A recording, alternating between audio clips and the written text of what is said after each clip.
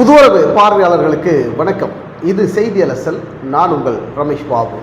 2026 சட்டமன்ற தேர்தலுக்காக அதிமுகனுடைய பொதுச் செயலாளர் எடப்பாடி பழனிசாமி சுற்றுப்பயணத்தை மேற்கொண்டிருக்கிறார். முதற்பட்ட சுற்றுப்பயணத்தை முடிச்சுட்டு 2ஆம் கட்ட சுற்றுப்பயணத்தையும் பிளான் பண்ணியிருக்கிறார். அதற்கு முன்பாக எடப்பாடி பழனிசாமி அமித்ஷாவை நேரில் சந்தித்து சில விஷயங்களை பேசணும் அப்படிங்கிறதையும் எடப்பாடி பழனிசாமி திட்டமிட்டிருக்கிறதாகவும் தகவல் வருது.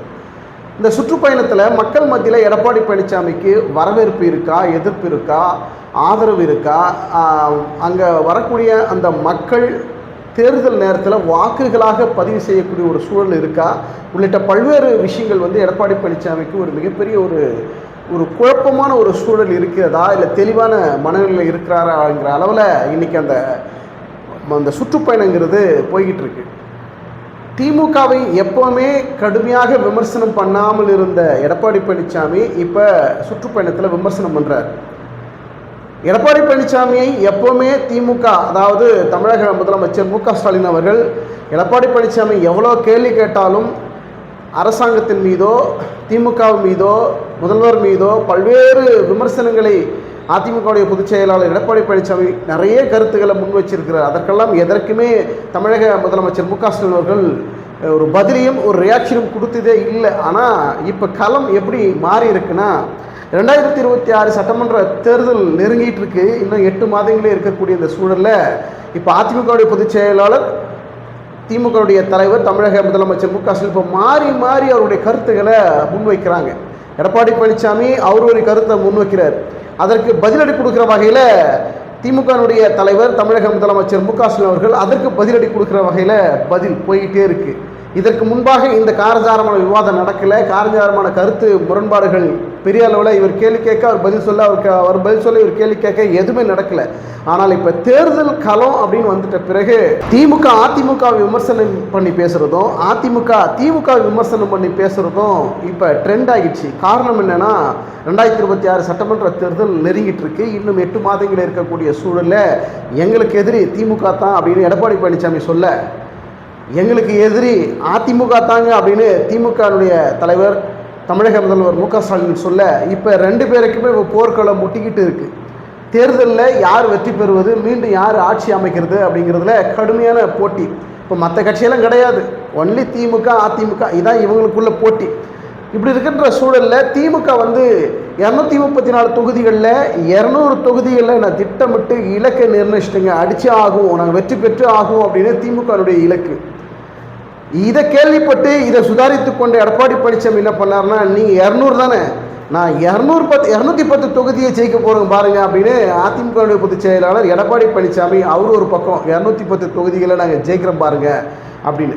இது ஒரு புறம் போய்கிட்டு இருக்க, சமூக வலைதளத்தில் மட்டுமல்ல ஊடகத்திலையும் சரி மிகப்பெரிய பேசுபொருளாக போய்கிட்டு இருந்த ஒரு விஷயம் கூட்டணி ஆட்சி தான் அப்படின்னு அமித்ஷா அவர்கள் ஆங்கில நாளிதழ்கள், தமிழ்நாட்டில் இருக்கக்கூடிய முக்கிய தமிழ் நாளிதழ்களில் பேட்டி கொடுத்த அமித்ஷானுடைய அந்த விஷயம் மிகப்பெரிய ஒரு பரபரப்பை ஏற்படுத்திச்சு. கூட்டணி ஆட்சி தான் 2026 அமையப்போகுது. அப்படி அமைகின்ற போது ஆட்சியில் பாஜக பங்கு பெரிய அளவில் இருக்குங்கிறதையும் திட்டவட்டமாக அமித்ஷா அவர்கள் சொன்னார். ஆனால் இங்கே எடப்பாடி பழனிசாமி என்ன சொல்கிறாருன்னா, அமித்ஷா அப்படி சொல்லலைங்க, நீங்கள் தப்பாக புரிஞ்சுக்கிட்டு இருக்கீங்க. அமித்ஷா அவர் என்ன சொன்னார், எங்கள் கூட்டணி தான் ஜெயிக்க போகுது, ஆட்சி அமைக்க போகுதுன்னு சொன்னாருங்க. கூட்டணி ஆட்சியெல்லாம் சொல்லலைங்க, நீங்கள் மாற்றி பேசுகிறீங்க அப்படின்னு எடப்பாடி பழனிசாமி தரப்புலேருந்து வரக்கூடிய கருத்துக்களாக பதிலாக இருக்குது. இங்கே மாற்றி பேசுகிறது எடப்பாடி பழனிசாமியா இல்லை அமித்ஷாவா அப்படிங்கிறது தேர்தல் நெருங்கிட்டு இருக்கு. தேர்தல் கிட்ட நெருங்கி வருகின்ற சூழலில் கூட்டணியில் என்ன நிலைப்பாடு ஏற்படுகிற போது, கூட்டணியில் எந்தெந்த தொகுதிகளை அமித்ஷா அவர்கள் எப்படி டார்கெட் பண்ண போகிறாரு, எடப்பாடி பழனிசாமிக்கு என்ன மாதிரியான நெருக்கடியை கொடுக்க போகிறாரு அப்படிங்கிறது இது மக்களுக்கே நன்றாக தெரிந்திருக்கக்கூடிய ஒரு விஷயம். இப்படி இருக்கிற சூழலில் அவர் சொன்னது கூட்டணி ஆட்சின்னு கிடையாதுங்க, எங்கள் கூட்டணி தான் ஜெயிக்க போகுது, வெற்றி பெற போகுது அப்படின்னு சொன்னார். நீங்கள் மாற்றி நீங்கள் பேசாதீங்க அப்படின்னு இன்றைக்கி கடுப்பாகி போயிருக்கக்கூடிய எடப்பாடி பழனிசாமி தேர்தலுக்கு இன்னும் 8 மாதங்கள் இருக்கக்கூடிய இந்த சூழலில் அந்த சுற்றுப்பயணத்தின் போது மக்கள் மத்தியில் எடப்பாடி பழனிசாமிக்கு ஆதரவு இருக்கா அப்படிங்கிறது தான் மிகப்பெரிய ஒரு பேசுபொருளாகவும் ஒரு கேள்வியாகவும் இருக்குது. இப்போ இந்த வீடியோ பார்த்துட்டு இருக்கிற உங்களுக்கு ஒரு கேள்வி என்ன அப்படின்னா, அதிமுக அப்படின்னா, அதிமுகங்கிறது ஒரு மாபெரும் இயக்கம், பெரிய கட்சி, தமிழ்நாட்டில் பெரிய கட்சின்னா அது அதிமுக தான். அப்படிங்கிற ஒரு கட்சியில் அதிமுக அப்படின்னா, அதிமுகவில் எந்த தலைவர் உங்களுக்கு டக்குன்னு ஞாபகம் வரும்? டக்குன்னு யாரோ ஞாபகம் வரும்? எம்ஜிஆர், ஜெயலலிதா இப்படின்னு உங்களுக்கு ஞாபகம் வரும். இப்போ உங்களுக்கு அதிமுகனா உங்களுக்கு யார் ஞாபகம் வருதுங்கிறது உங்களுடைய கருத்துக்களை கமெண்ட் செக்ஷனில் பதிவு பண்ணுங்கள். இப்போ என்ன அதிமுகவுடைய பொதுச் செயலாளர் எடப்பாடி பழனிசாமியுடைய அடுத்த கட்ட இலக்கு என்னென்னா, மீண்டும் ஆட்சியில் வரணும். அதுக்காக தான் நாங்கள் பாஜகவுடன் கூட்டணி வச்சுருக்கிறோம். நாங்கள் பாஜகவுடன் கூட்டணி வைக்கிறேங்க, உங்களுக்கு ஏங்க எரியுது, நீங்கள் ஏங்க கடுப்பாகிறீங்க, நாங்கள் வெற்றி பெற போகிறோங்கிறத கண்டு உங்களுக்கு பயம் வந்துடுச்சிங்க அப்படின்னு எடப்பாடி பழனிசாமி ஒரு பக்கம் விமர்சனத்தை இந்த சுற்றுப்பயணத்தில் முன் வச்சுட்டே இருக்கிறார். இங்கே நம்ம ஒரு யதார்த்தமான ஒரு அரசியல் கல நிலவரத்தை பதிவு பண்ண விரும்புகிறேன். திமுக அதிமுக மாறி மாறி ஆட்சி அமைச்சிட்ருக்கிறாங்க. தமிழ்நாட்டில் பொறுத்த வரைக்கும் வேறு எந்த கட்சியுமே ஆட்சி பிடிக்காத அளவுக்கு கடந்த 52 ஆண்டுகளுக்கு மேலாக திமுக அதிமுக மாறி மாறி ஆட்சியை அமைத்து கொண்டிருக்கக்கூடிய இந்த சூழலில் மக்கள் மத்தியில் மிகப்பெரிய ஒரு சலசலப்பை, ஒரு வெறுப்பை ஏற்படுத்தியிருக்கு. அது யார் மீது? எந்த கட்சியின் மீது? திமுக மீதா அதிமுக மீதா? ரெண்டு கட்சியின் மீது மக்களுக்கு ஒரு வெறுப்பு இருக்குது அப்படிங்கிறத நம்மளால் ஒரு யதார்த்தமான கருத்தாக புரிஞ்சிக்க முடியுது. நீங்களும் அப்படி தான் புரிஞ்சுப்பீங்கன்னு நினைக்கிறேன். கட்சி சாராத பொதுமக்களாக இருக்கக்கூடிய திமுக கட்சி சார்ந்தவர்கள், அதிமுக கட்சி சார்ந்தவர்கள் எங்கள் கட்சி தான் ஜெயிக்கணும்னு அதிமுக நினைக்கும், எங்கள் கட்சி தான் ஜெயிக்கணும்னு திமுக நினைக்கும். இது அவங்களுடைய அரசியல் நிலைப்பாடு. அதை நம்ம மாற்றி சொல்வதற்கோ அதற்கு நம்ம விமர்சனம் பண்ணுறதுக்கோ தேவையில்லாத ஒரு விஷயம். ஆனால் பொதுமக்கள் மத்தியில் இருக்கக்கூடிய ஒரு கருத்து எப்படி இருக்குது அப்படின்னா, திமுக மீதும் ஒரு அதிருப்தி இருக்குது, அதிமுக மீதும் அதிருப்தி இருக்குது. ஏதோ ஒரு மாற்று கட்சி, வேறொரு கட்சி ஆட்சிக்கு வரமாட்டாங்களா, ஒரு நல்லாட்சி கொடுக்க மாட்டாங்களா அப்படின்னு நிச்சயமாக மக்கள் மத்தியில் இந்த எதிர்பார்ப்பு இருப்பதுங்கிறது உண்மையான கல நிலவரம். நான் சொல்கிறது யதார்த்தமான கல நிலவரத்தை, அரசியல் நிலவரத்தை சொல்கிறேன். உங்களுக்கும் இந்த மாதிரியான ஒரு உணர்வு ஏற்படலாம்.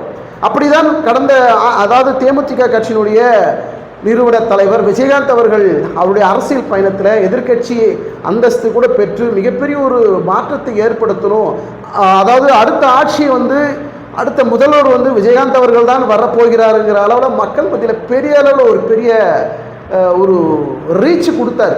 மக்களும் அதை நம்பினாங்க. அதே போல் ஆளுங்கட்சியும் சரி எதிர்கட்சிகளும் சரி, அடடா என்னப்பா நம்மளை பின்னுக்கு தள்ளிட்டு நம்ம எத்தனையோ முறை மாறி மாறி அதிமுக திமுக மாறி மாறி ஆட்சி பிடிச்சிட்டு இருக்கிறோம், நம்மளை ஓரம் கட்டிட்டு தேமுதிகங்கிற ஒரு கட்சியினுடைய தலைவர் விஜயகாந்த் அவர்கள் ஆட்சியை பிடிச்சிருவார் போல இருக்கு அப்படின்னு திமுகவுக்கும் சரி அதிமுகவுக்கும் சரி ஒரு மிகப்பெரிய ஒரு நெருடலை அந்த நேரத்தில் ஏற்படுத்தியது. இது உண்மைதான். அப்படிப்பட்ட ஒரு சூழல் இருந்தது.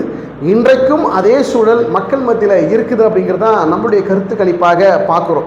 2026 சட்டமன்ற தேர்தலில் அதிமுக ஜெயிக்குமா, பாஜக அதிமுக கூட்டணி ஜெயிக்குமா, திமுக கூட்டணி ஜெயிக்குமா அப்படிங்கிறது மிகப்பெரிய ஒரு எதிர்பார்ப்பை ஏற்படுத்தி இருக்கக்கூடிய இந்த சூழலில் தமிழக வெற்றி கழகம் அப்படிங்கிற ஒரு கட்சி கூட மிகப்பெரிய ஒரு அதிர்வலை இருக்குது, அவர்களுக்கும் மிகப்பெரிய ஒரு வாய்ப்பு இருக்குது அப்படின்ற ஒரு ட்ரெண்டும் கல நிலவரம் மாறிக்கொண்டிருக்கக்கூடிய ஒரு சூழல்.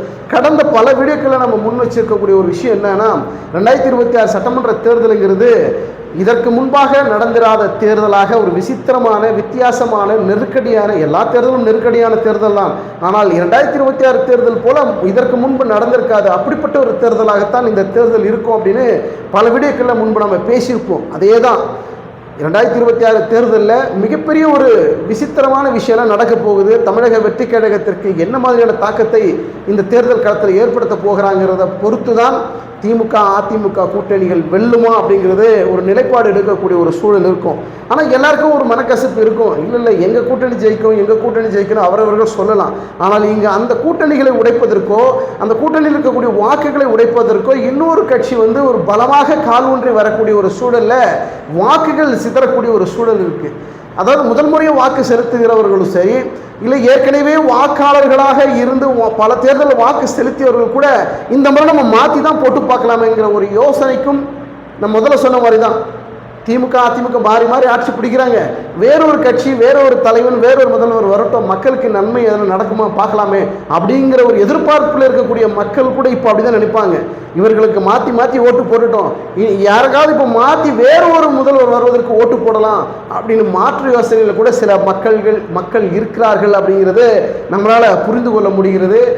இந்த தேர்தலில் எந்த கூட்டணி வெற்றி பெறப் போகிறது, மக்கள் யாருக்கு ஆதரவு அளிக்கப் போகிறார் அப்படிங்கிறத நம்ம பொறுத்து பார்க்கலாம். உங்களுடைய கருத்துக்களை கமெண்ட் செக்ஷனில் பதிவு பண்ணுங்கள். இந்த வீடியோக்கு ஒரு லைக்கை போட்டுட்டு மறக்காமல் உங்களுடைய கருத்துக்களை கமெண்ட் செக்ஷனில் பதிவு பண்ணிவிட்டு நம்முடைய வீடியோவை சப்ஸ்கிரைப் பண்ணிவிட்டு ஆதரவு கொடுங்க. மீண்டும் அடுத்த ஒரு வீடியோவில் சந்திப்போம். நன்றி, வணக்கம்.